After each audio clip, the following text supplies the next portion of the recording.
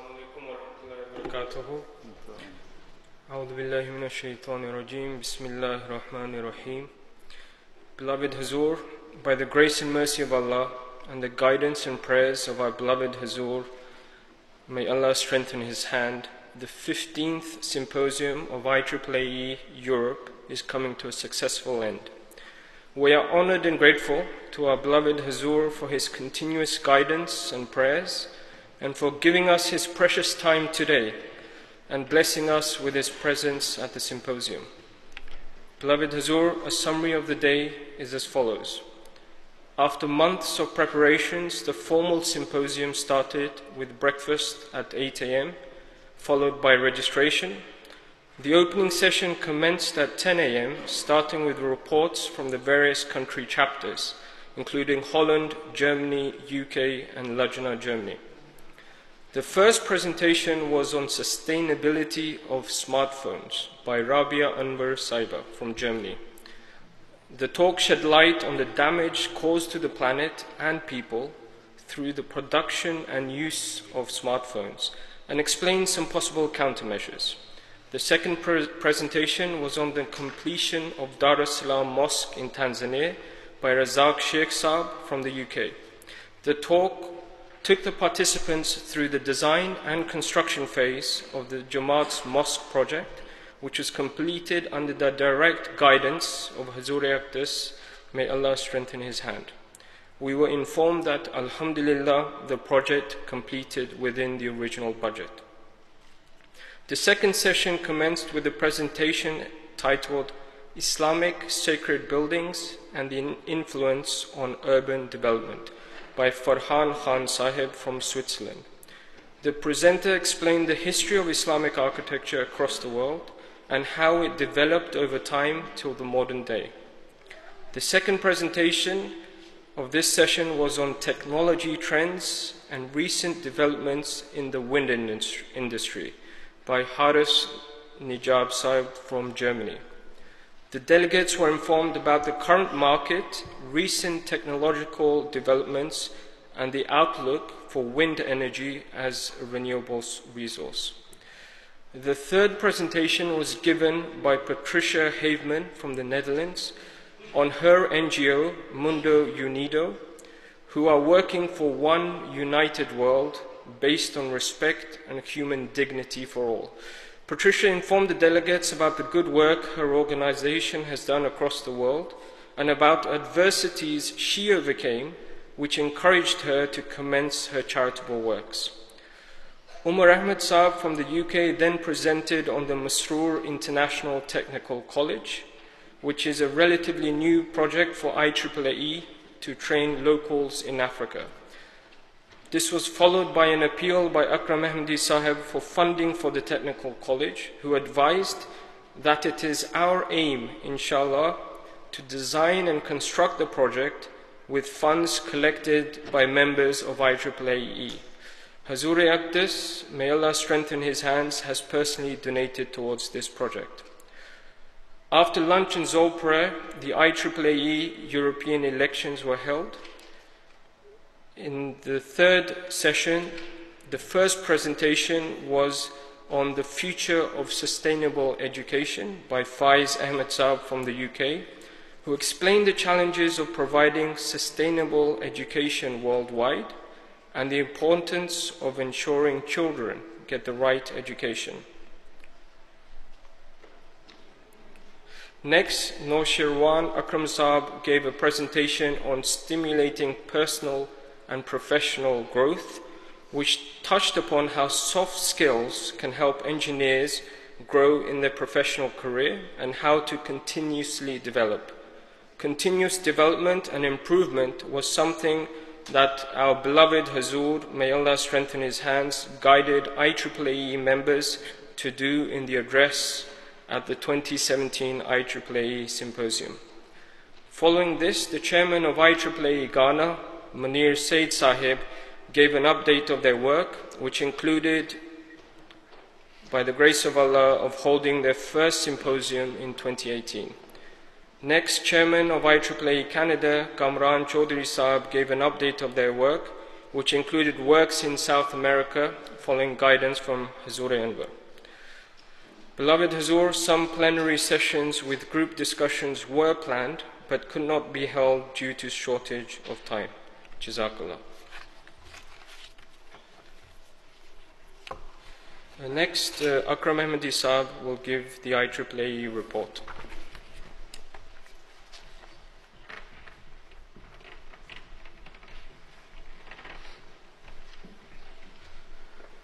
أشهد أن لا إله إلا وحده لا شريك له وأشهد أن محمدا عبده ورسوله أما بعد فأعوذ بالله من الشيطان الرجيم بسم الله الرحمن الرحيم. Huzoor, as Moses just described, this is the 15th IAAAE Symposium, which is held actually very much in parallel with your election to the exalted office of Khilafat. And so we have been working along with you and developing during your period of Khilafat. This year we are blessed with participants from outside IAAAE Europe, from Canada, Kamran Chaudhry Saab, and from Ghana, the General Secretary, Munir. Next.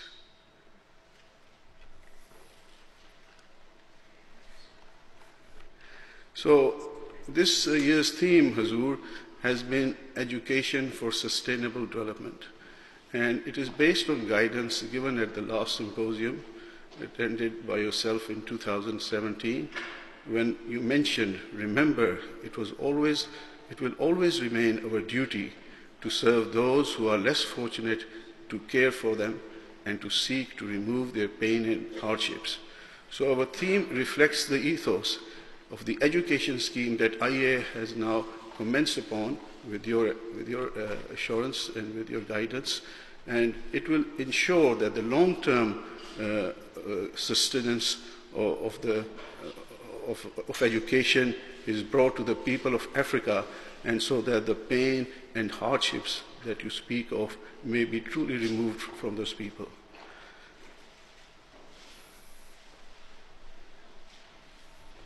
I think that's not very right.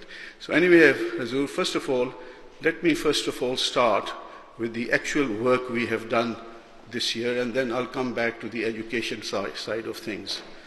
The model village, as you know, is the flagship of IAAAE, in which we bring potable water and also electricity to the very remotest villages of Africa. And it's amazing that last year, when we went to Niger, the mayor of Niger mentioned when he came to the opening ceremony, he said, in our belief, it is said that if you can get electricity and water to a place, that becomes a city. And you have created a city in the middle of nowhere. So alhamdulillah, if you can say like that, the IAAAE has now done 20 villages, or 20 cities I should say now, in various parts of Africa, in the very remotest parts. Now, what the model village does is provide potable water within the village, provision of lights. Also, there is a local mosque to whom which we provide MTA, and it's actually very great that the impact MTA is having on these local people in the very remote parts of Africa, because it helps them to be aligned with the Jamaat, and truly the prophecy of the promised Messiah that when he comes, Islam will become one. We are truly becoming one community. In the model village, we also have community center, and we have also sanitation, toilets, and we provide education as well. And we have also started constructing roads in some of the villages. This year, we have done 3 villages, or I should say in 1819, one in Benin, which is partially completed, with a population of 450. In Mali, we have just completed a full project, and I shall show some pictures on that one. And in the Gambia, we have got also partial completion of a project where at least the water is now flowing, the lights will follow afterwards. we have already planned for next year. Huzoor, these projects take quite long. They take up to 18 months. So you've got to start very early, and then you'll find it will finish in the following year. So we have already started working in Ivory Coast, Niger, and Tanzania. And inshallah, we hope I'll be reporting on those ones next year. The work on a model village starts by using drones. So we have to need a very accurate landscape of the village, because we want to make sure that the water will flow in the right direction. And so we start with drones. And then we get pictures from these drones. And there's an example of a picture from the drone. And this is actually in 3D. So you know exactly what is the height of the village and which is the high point, which is the low point, so the water will flow in the right direction. Now, in the village project that you've just seen, we've provided 9 tap points, a 15-liter tank, 1,300 feet of the water pipe was used, and more than 5,000 meters of armored cable was used to make sure that 15,000, sorry, 15,000 liters of water tank capacity, and more than 5,000 meters of armored cable was used to make sure that we can take electricity around the village. That's the water tank. It is 15,000 liters. So we move on to the next one.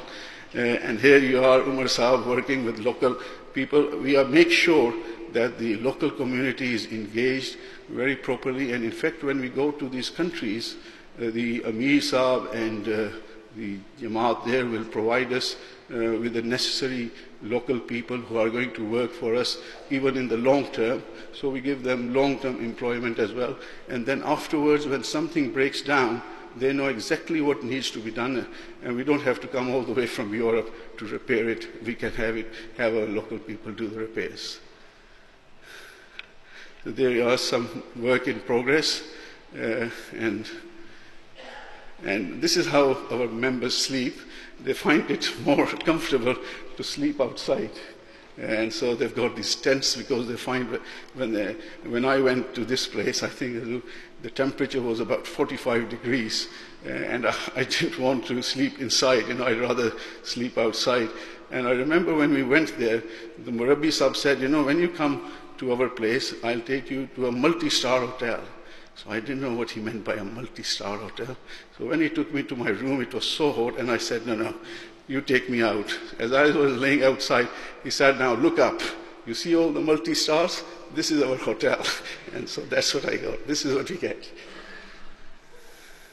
And there is a Humanity First school there, so we provided water and other facilities for the school, including electricity. And these are some of the aspects of the systems that we use.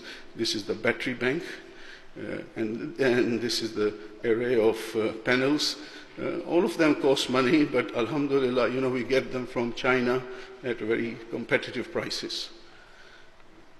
There's another one on solar panels, and then at the end of it, these are the water points, so people can drink. And these water points in this particular village, there were 9 of them around the village, so people don't have to walk very far. And at night, electricity, and the mosque is also lit, and so in the middle of nowhere, you get excellent light. And we also have, this is the battery room which we use. And what we do with the battery room initially is, because our boys, when they go there, they want some sort of good facilities. So part of the battery is turned into a toilet, proper toilet, so that they can use and have a shower there. They prefer some comforts of the West, and they get that. And then we have also for the local people public toilets as well. And then I visited there recently, and then when we completed the project, alhamdulillah, everyone is praying. And there you see many happy faces. There's a message from the village chief here. He's very old, I think he must have been about 80 years or so, and he said, please give a special message to us. He said, I've not got long to live now, but I never thought that I would have electricity in my house. I never thought I would see the face of the Khalifa, And today I can see his face on the television when we switch it on in the mosque. So this is the great blessing of the work that we are doing. Now I come to the Water for Life work. This is again our annual report here. We've rehabilitated 90 pumps, but also nowadays, you know, Huzoor, we have almost completed 2,700 wells over the years we've been working, and some of them are starting to break down as well. So we've got now a proper system where we don't just carry on building new ones, but we go back and repair the old ones as well. So there were 60, and these 19 or 90? 90. 90. And then on top of that, 60 we repaired again, because you have to repair fully. And then we've also, you see, 9 deep boreholes. I think it was certainly my wish, and I'm sure, Huzoor, it was yours as well, that we should start drilling ourselves. And so in the last year, alhamdulillah, by the grace and mercy of Allah, we have actually started drilling. So if you see some of the next few pictures, this was this is the total figure, as I said, almost 2,700 water pumps we have done. Next one. And again, these are some of the pictures of the work we keep doing. And our teams there, this is team in Benin, okay, and rehabilitation projects. And this is lifting of water tank, African style. Right, and this is our solar well system. Huzoor, in this one, you get solar power to lift the water onto the big tanks up there, and then it distributes to the rest of the town. This is actually done in Morogoro, in Tanzania. There is a Jamia there, and so the Jamia is also benefiting from this project. We have had 21 IAAA members from Germany and Switzerland. They also attended a solar well training course in Hamburg. The Lorenz company who does this gives us free courses, and we send our members from Europe to go and study with them, and they help us maintain the latest work. Here, this is the drilling operation I was talking about. This is in conformity with Humanity First.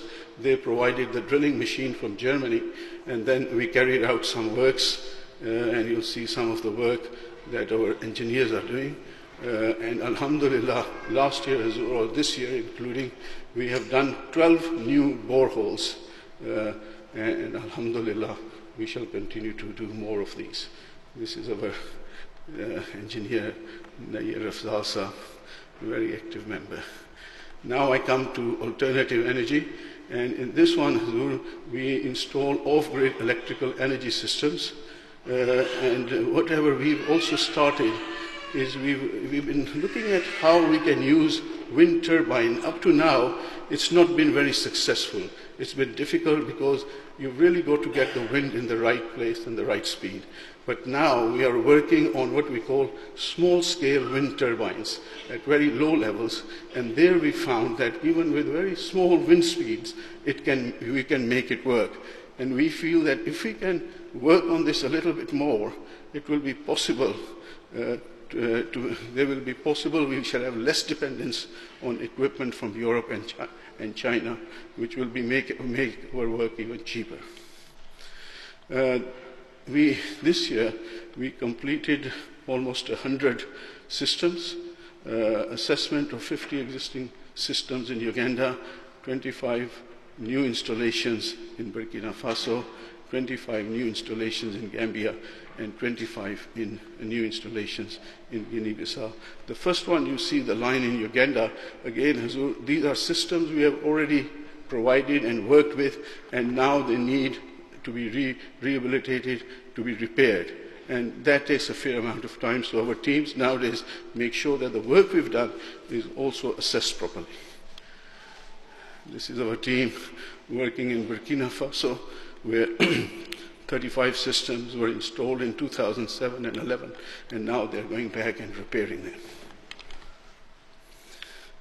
And these are the systems.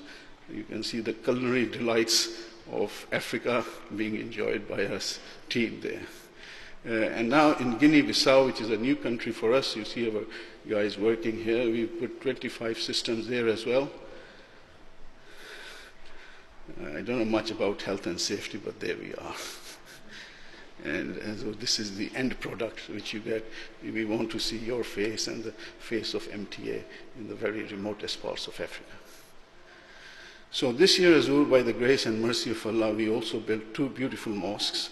We completed them in Dar es Salaam, Tanzania, and in Bamako, Mali, Mubarik Mosque. And as you see, this is the mosque in Dar es Salaam. It's a very beautiful, right in the middle of town. It was a complicated and complex project because there was an existing structures there. We had to go around it, and we had to build the new mosque from there, and of course new office block as well. So this one, we demolished the old mosque and built a 3-story mosque with a capacity of 900 worshippers. And the mission house was 5-story reinforced concrete structure, residences and guest wings, including library and some offices. There you see some other photos of the minaret and dome. And you see the office block and the residences from the park outside. And as you can see, very high quality finishes for the mosque there. Now the other mosque we did this year, Huzoor, which we completed, was Mubarik Mosque in Mali. You can see it's a very beautiful structure, and it really is. I remember once it was completed, people started coming around and asking, who has built this mosque? Because Amir Sahib did not want them to know initially that this was an Ahmadi mosque in case there is bad publicity. So by the grace of Allah, it's many people come there. And the second Jummah I attended there, it was full of it was 1,000 people on the ground floor. And out of that 1,000, I would say 800 were non-Ahmadis. And so, alhamdulillah, the message of Ahmadiyyat has started to go out from this beautiful mosque. As I said, it's a 2-story mosque to which was added a basement for offices, and then there's a 3-story office, residential and guest wing. And this is the residential and office block. It's a beautiful courtyard.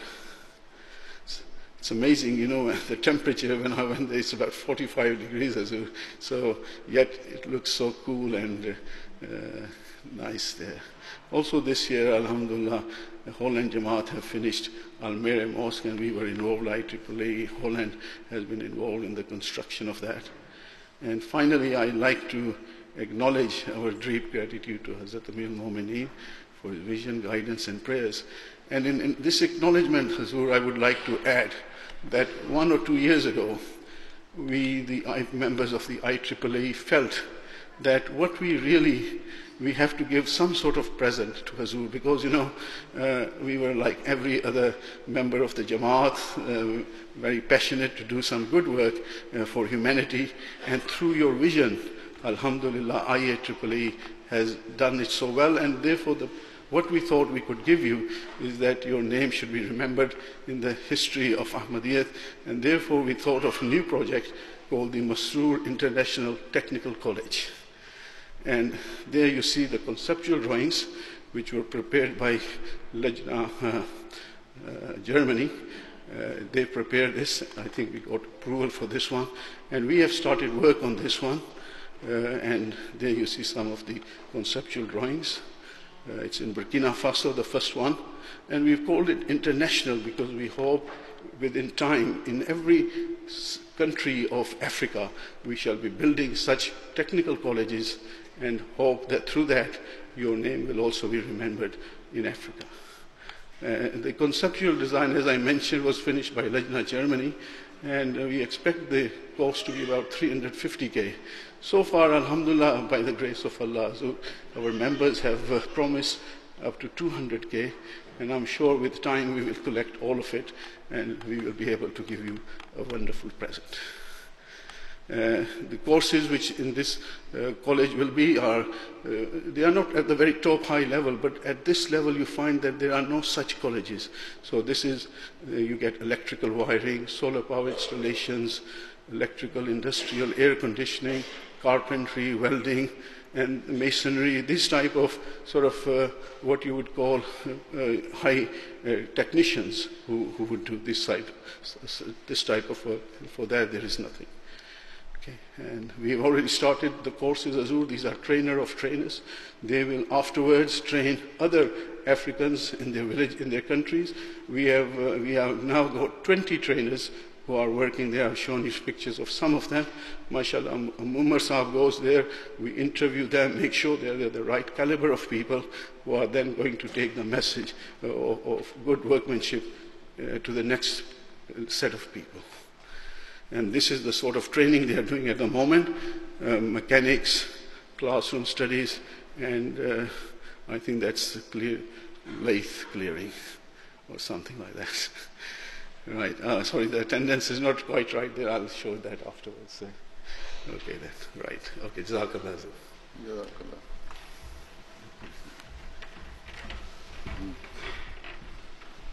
We would like to humbly request our beloved Huzoor to present some gifts to the attendees. The first award is to Patricia Haveman. If you'd like to come up and receive the award. The second award is for Tariq Ahmed Saab.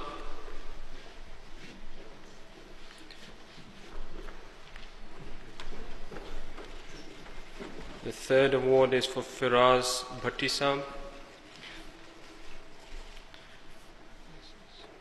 Tariq Ahmed Saab for services to Water for Life. Firaz Bhatti Sahib for services to Water for Life, Anjum Ahmadi Sahib for services to alternative energy, Faridul Haq Sahib for services to architectural section, Tahir Mirza Sahib for services to the architectural team,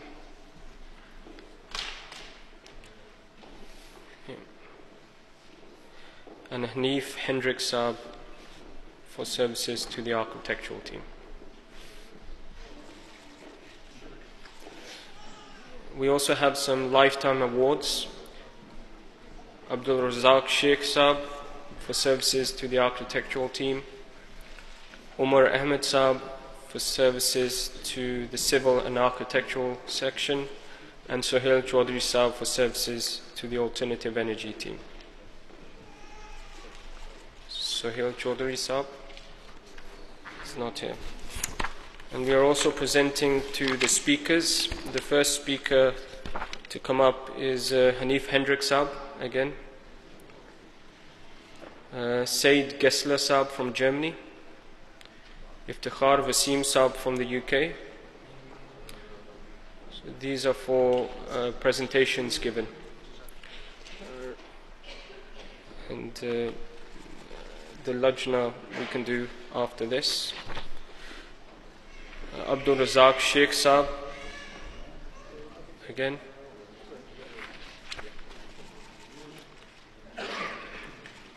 Abdul Wahid Varaj Saab, Farhan Khan Saab, Haris Najib Saab, and Umar Ahmed Saab.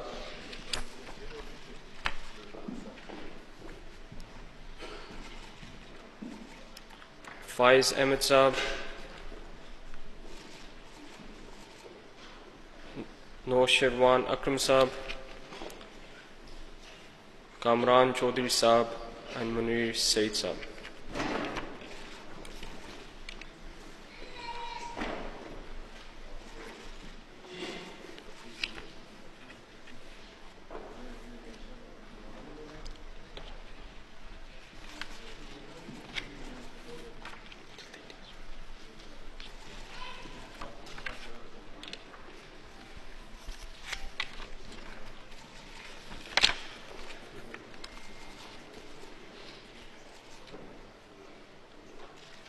Beloved Huzoor, there are 2 awards for the ladies' side. We can do them later or... Okay. So for the ladies, Huzoor is making his way. It's Rizwana Qadir Saiba from Lajna, Germany, and Mrs. Rabia Anwar Saiba. These two.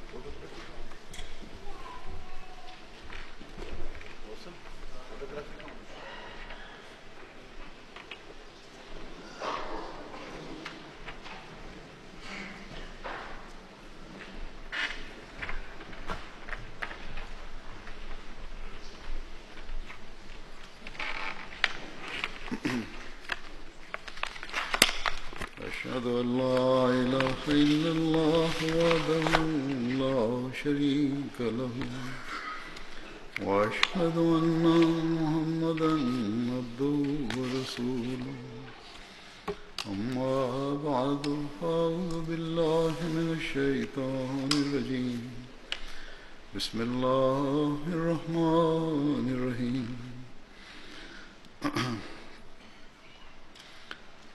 Alhamdulillah, today the International Association of Hamdi Architects and Engineers is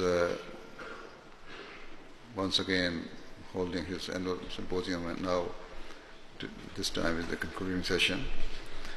With the grace of Allah, in recent years, the IAAAE has become far more active, and the scale of and breadth of its work has vastly increased. The IAAAE is no longer working only on a few limited projects associated with the Markaz here in the UK, or on certain schemes assigned by the center. Rather, according to my instructions, which I had been giving time to time, members of the IAAAE from the United Kingdom and other countries have now initiated many new projects and are working on extensive and complex assignments throughout the world. For example, the IAAA is playing an excellent role in construction of some of our mosques and Jamaat buildings, as well as continuing to develop and expand its humanitarian projects. With the grace of Allah, wherever in the world the IAAA is serving, its members are working in an exemplary fashion and with a spirit of true service and dedication. In this regard, I pray that may Allah, the Almighty, enable all of you to continually increase the scope of your work and expertise. Amongst the various projects, the IAAA European chapter has worked on. Recently, one of the largest projects has been the construction of major Jamaat complex in Mali and Tanzania, as has been explained by Akram Ahmed Saab in his report. The complex includes a mosque, various offices in Mali. Mali complex includes mosque, various offices, a guest house and a missionary house. With the grace of Allah, from the photos which you have seen now, and I have seen it earlier, and the reports received, it is clear that the new mosque and associated buildings are both aesthetically pleasing and well designed. Indeed, those who have gone from here or other countries have all reported that the complex is extremely impressive, beautiful and well built. Likewise, in Tanzania, as I mentioned, another complex which began 2 or 3 years ago has now been completed with the construction of beautiful mosque and a separate multi-story building that provides office space and center for other Jamaat needs. The complex has been built in a developed area and has been constructed in a way that has ensured it blends in very well with the other impressive buildings and structures in the local area. With the grace of Allah, these buildings are also providing us with new avenues for tabligh and have increased the awareness of our Jamaat amongst the local people, who cannot help but be impressed when they see the new structures and centers. They are seeing how we use our centers to serve humanity and to try to improve the lives of those who are suffering, irrespective of caste, creed, or color, and to offer a helping hand to the most vulnerable and weakest members of society. Of course, our efforts to serve humanity predate these recent projects in Mali and Tanzania. However, the new complexes have enabled us to further advance our efforts and have made a very positive impression on the local people and are proving a means of spreading the message of true Islam. Furthermore, the humanitarian projects established by the IAAAE continue to progress and develop. For example, you have now completed the construction of 20 more model villages. Alhamdulillah. Furthermore, according to the report I have received during the past year, IAAAE has installed 119 new water pumps. Yes. And which provides clean running water in extremely remote areas, whilst 200 other water pumps have been rehabilitated. Moreover, a lot of effort has been made in providing electricity through the installation of solar panels in deprived areas.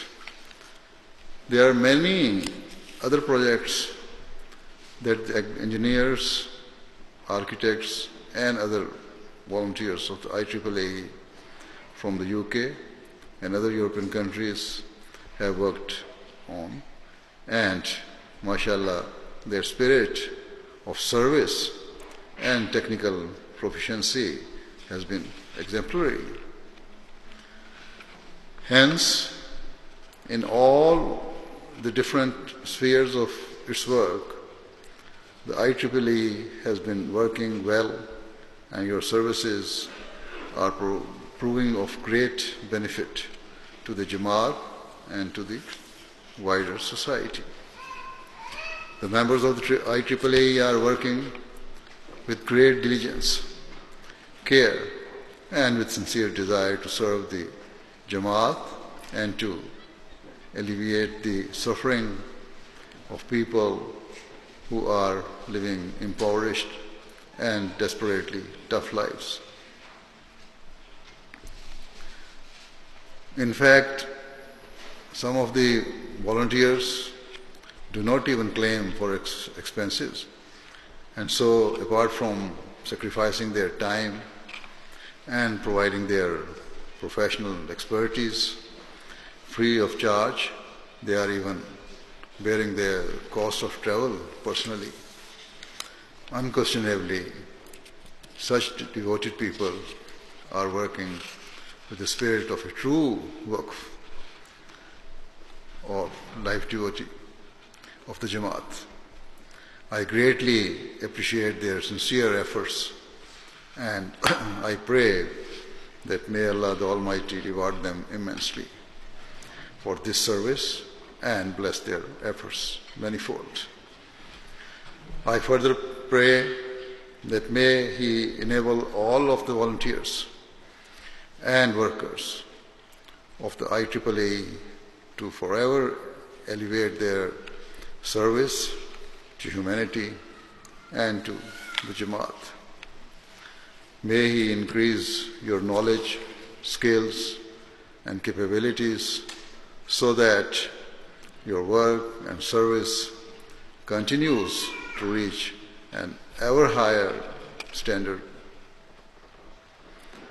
In addition, I wish to remind all of you that it is of the utmost importance that you pay special attention to establishing a true and lasting connection with Allah the Almighty, and remain ever grateful to Him, and continually strive to improve the standards of your worship.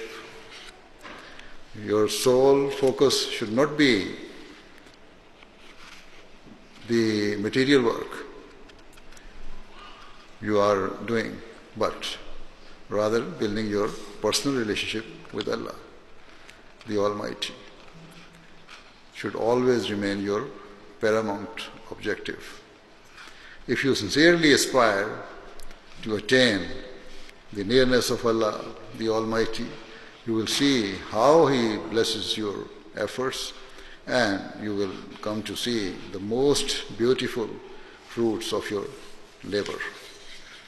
May Allah the Almighty enable all of you to grow ever closer to Him and increase your efforts to serve humanity in the best possible way. May you all prove to be great assets for the Jamaat, and may the younger generations step forward in great numbers to follow in the footsteps of the older members who have offered years of service. May they learn from the positive examples of their elders and serve with even greater passion, energy, and skill than their predecessors, so that the work of the IAAE continues to go from strength to strength.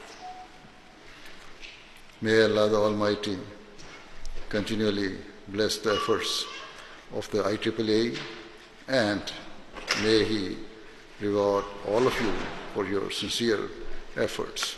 Jazakallah. Ameen. Now join me in silent prayer.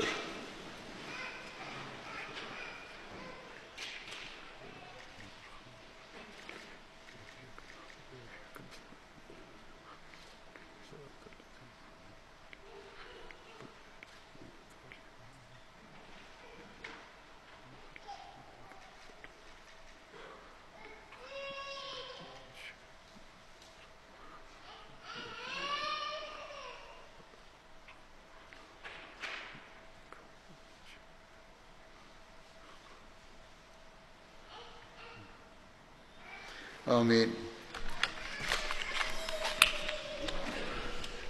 Figures of attendance. Last year, 97, थे आप नहीं ना थे, तो this year it's been 130. This year's attendance, the total number is 137.